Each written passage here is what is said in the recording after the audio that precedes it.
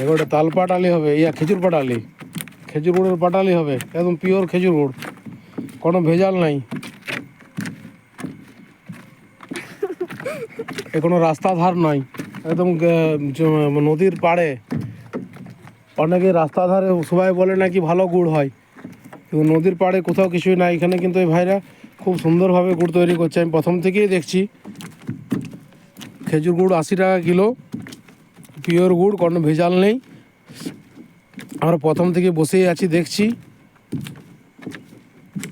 এই গুড়টা পাটালি তৈরি করবে, তার জন্য এত পরিশ্রম করছে।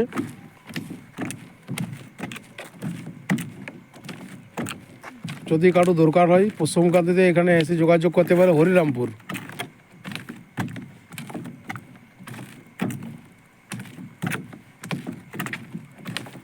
দেখো পাটালের জন্য কত খাটছে ভাইটি।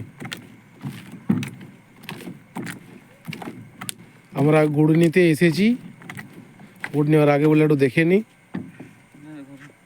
দেখো বসে হায়রান হয়ে গেল, আবার একজন আসবে।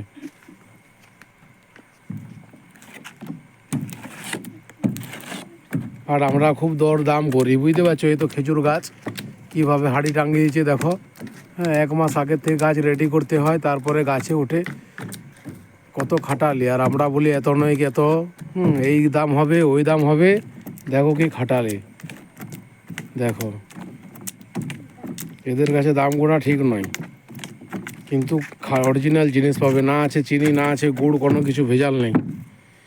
এ তো কত পাতা জোগাড় করা হয়েছে, এই পাতা জ্বালানি হয়।